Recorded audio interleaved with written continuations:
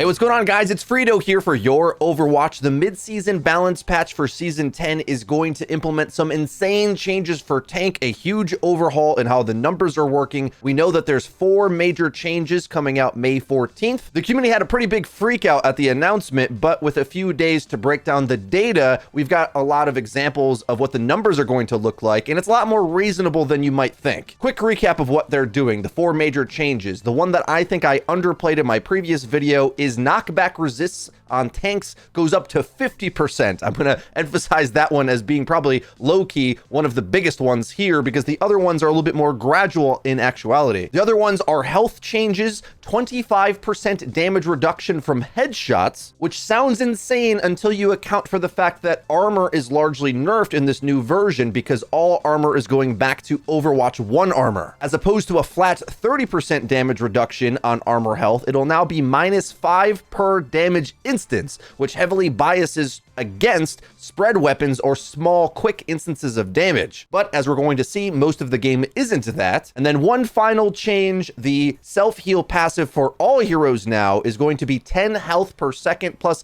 5% of their maximum health pool. This means tank heroes are going to benefit from it more, but it's still not too crazy. You have to stand outside of the fight. It's more of a between fights thing. Doing the math on it, it's sort of like getting a mega health pack anyway, which is good. You can stay in a relevant position instead of leaving off to get health packs, which tanks usually can't. So that's a good quality of life change, and it's going to make the gameplay feel better. Now, let's get into the depth. Now, the community's been crunching the numbers. We're going to pull up a few different instances of key takeaways so that we know who the biggest winners and losers on that new mid-season patch are going to be. Rad Dad Overwatch made a spreadsheet to the armor changes, and I was very thankful for him color coding it for us with art degrees that are allergic to math. We even can understand this now. Here's a list of all of the different damage types in the game. The thing that you'll notice, the values in red are characters that are going to be doing worse damage against armor than before, about 1/3 less. But a lot of these values in green is about 1/3 more damage to armor. There's 2 types of characters that get hurt the most by the new armor, either if you are a spread damage character or if you do lots of little damage quickly. Shotguns, SMGs, those kinds of weapons are far worse against armor than before, and there's some really heavy hitter key takeaways here in the tank category especially, because I think a lot of players were thinking of the headshot reduction and the armor changes from the DPS's point of view, which does matter, of course, but in a lot of cases, the tank gameplay is based on the tank you're playing against. So there's characters like Junker Queen and Roadhog that have their damage going way down against armor tanks, meaning that armor tanks are going to feel a lot more playable against those characters in this new patch. Hog is listed on here twice because the center shrapnel of his weapon is a higher burst of damage than the surrounding pellets, but either way, it's all going down. If you've played Overwatch 1, you're probably used to Sombra, Reaper, and Tracer really struggling to get through that first bit of armor health. Armor feels like you can do no damage to them, basically, especially if they're getting any healing, so keep that in mind, though the DPS passive is going to help you a little bit. Another point I want to make is I think Diva mirrors might be insufferable in this next version, because they already weren't the peak Overwatch gameplay to begin with, but we might reach a world where 2 divas kind of can't kill each other, as they're resistant to their own damage type. The characters in the middle of the list I don't think are so important to highlight, but at the bottom, these are characters that are getting a damage increase against armor than before. Now, I think it's important to note and try to remember that this is including the new headshot passive where, well, before you had armor health minus 30% damage. Now you have the -5 armor health and then 25% headshot resist. The reason why that's important is because there's a bunch of characters that either can't headshot anyway, so never gained a benefit in that regard, or in the instances that you're shooting tanks that kind of can't be headshot, that live forever, Ramatra blocking,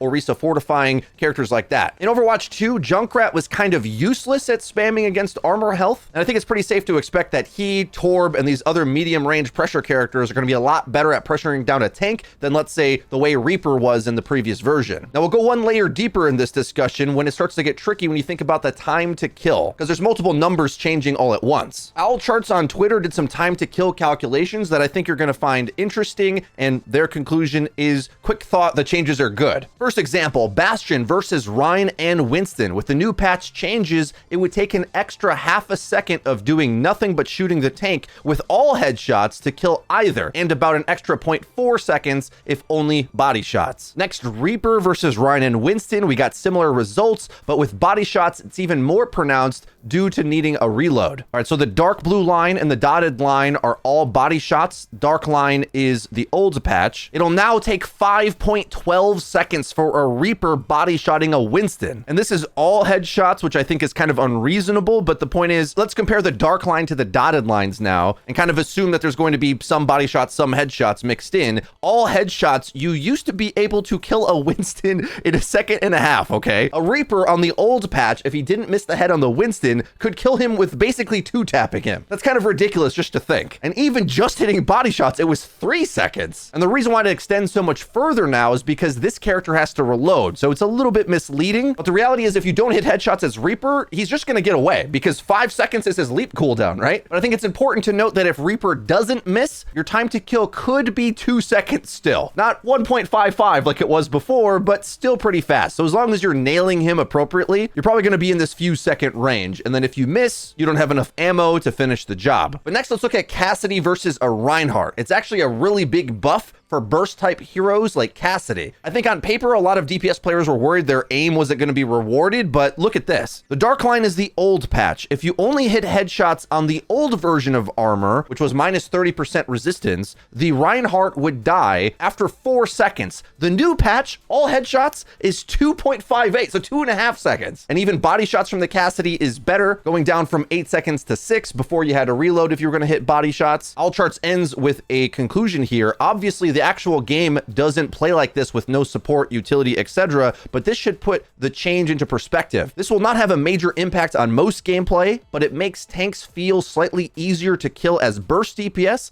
and reduce the impact of tank busters. So your Reapers, your Bastions, they're going to be worse at shooting tanks than simply just picking a pressure DPS like Cassidy, Ashe, Widowmaker is probably going to just do better because the burst damage is hitting harder than it was before. All right, switching gears a little bit now, let's talk about how this is going to affect the overall tank matchup and meta game overall. I think any way you slice it, it's going to end up being a double buff towards engagement style tanks because some of their natural predators of beating a Reinhardt, Winston, Wrecking Ball are getting nerfed with the health rearranging because the shotgun characters, Roadhog, Diva, Junker Queen, Mauga, Orisa, all of these damage types are going down and they used to be able to kind of easily counterpick and beat Reinhardt, Winston, and Wrecking Ball. But then on top of that, the 50% knockback resistance I think is going to look a little egregious because while at first I was thinking, well, the enemy can pick lots of CC, it probably is not going to end up mattering. You chain CC together, but then I realized, oh yeah, that means the enemy would have to have teamwork. In Overwatch 2, often you do have to spread out your positions, create crossfires. It's not really a death ball you're going against a lot of times. Yeah, maybe the supports are playing together. That can be really strong. But importantly, a lot of times it's just isolating 1v1s. And if Winston isn't going to be knocked back as far by the Alari or Brigitte boop, Lucio's boop got buffed, so it's kind of a stalemate in that regard from where it used to be, but especially against those boops or Ashe's coach gun,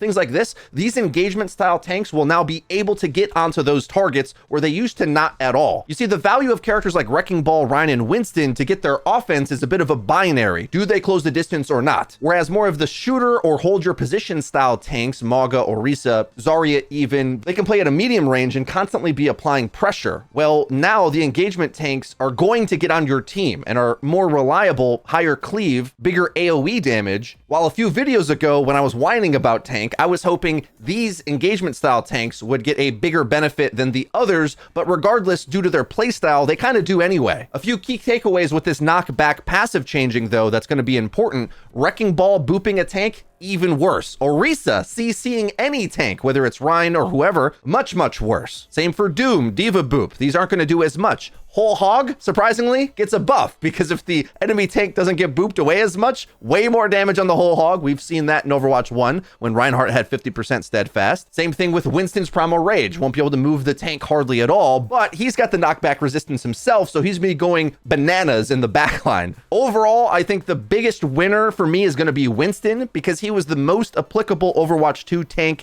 of these types. If you're skilled at Ryan and Wrecking Ball, you're going to get a boost as well, but I think Winston worked booped all the time, and they're probably going to have to rethink the way that his damage goes through armor, because back in the day, he was useless against armor, okay? Like one of the worst characters against armor in the game. In Overwatch 1, it was better to use your melee than your weapon against armor. That's how bad it was. Then at some point in Overwatch 2, so he could counteract Bastion and Brig and characters like that, they allowed him to zap through armor. It also made the interaction against D.Va a little bit interesting, because otherwise she was farming him. I think a lot of players know how suffocating it feels for an enemy Doomfist to be cycling his cooldowns perfectly on your backline and no one can really stop him. I think Winston's just a bit of an easier route to the same amount of value now that all of the tanks basically struggle to be booped away. So Winston, pretty big victor in my opinion. Biggest losers are going to be Roadhog and Orisa for sure. Way worse at bullying the enemy tank. Queen you can toss in that boat as well, but has more of an opportunity to go at squishies since she has some mobility. I think the hierarchy of what tanks are good is just going to kind of flip-flop. And then a small note about the HP passive rework. The way the math on that works out is you'll probably be able to not need to go to a mega health pack as a tank,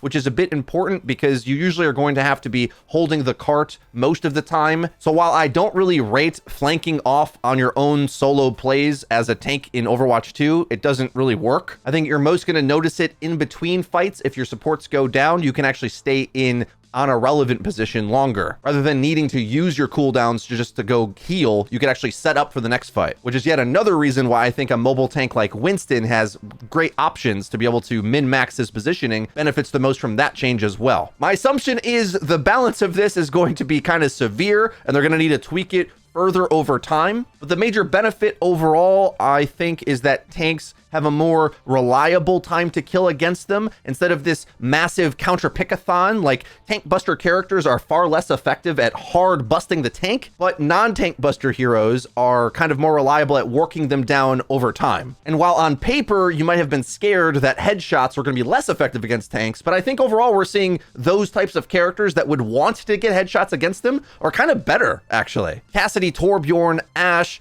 Hanzo, Widow, Sojourn, they all can use headshots and overall overwhelm that armor headshot change. Like, it's still gonna be worth it to get headshots, but either way, your time to kill against tanks is going to be better than before. But a key thing to remember in all of this, despite that being the case, tank defenses have not changed, okay? There's no shield overhaul, there's no defense matrix changes. This is just the damage hitting the tank's body. And a lot of tank characters don't need necessarily to even allow themselves to get hit a lot of the time. I think a better way to think of it is, can these medium range poke characters kill a tank that looks like they should be making a mistake, right? Can a Junkrat actually counter Orisa now? Because before, it didn't really feel like that was the case. Armor health was way too good against the projectiles, and you might intuit that Orisa should be weak to that if they're supposed to be strong against headshots, popping Fortify and being immune to them. Well, no. Between Spinny Spear, Fortify, and just lots of armor health, like, working down on Orisa took a village to do. Now the playability of those bunker-style tanks, whether it's Mauga, Orisa, etc., I think are really going to get whittled down by all of these characters down here. You can kind of just look in their direction and they're going to really struggle, because whether you're hitting headshots or not on these tanks, time to kill against them is faster than before. But the tanks that can mitigate some damage, close the distance, even though your time to kill against them is better, well, they have a time to kill against you as well, right? We only need a few seconds to confirm a kill as Reinhardt or Winston once we get on the target. So it's still going to be faster when we outposition these poke heroes that are otherwise good against tanks now, then they're going to be able to do back to us. But while that's the case, those same medium range characters, I think, are slightly worse against tanks they used to be even better at. So Hanzo, Torb, Cassidy, etc., headshotting into Zarya, Hog, or Junker Queen at medium range used to be better, but these are tanks that didn't have armor before that now have a headshot resistance. And that's why I think I kind of like this patch a lot, where a lot of pros and cons across the entire board. And it's not entirely clear who's going to definitively win, but most importantly, perhaps, it should make tank feel a little less sharp, a little less boom or bust, a little less be on the right character and steamroll everybody, and also less easily get countered by things that just hard mark you. Let me know what you guys think in the comment section down below. The patch comes out May 14th. We'll be streaming it on that day for sure. I've been grinding tank. I'm still trying to get 1,000 games in before they improve the experience, just for the content. You can check out our live stream, linked in the description on Twitch, or either right here, restreamed also on the YouTube page. That's been it for me. Like the video if you did enjoy it. Hit subscribe and the bell icon to actually get notified when our videos come out. That's been it for me. I've been Frito for your Overwatch. I'll see you guys next time.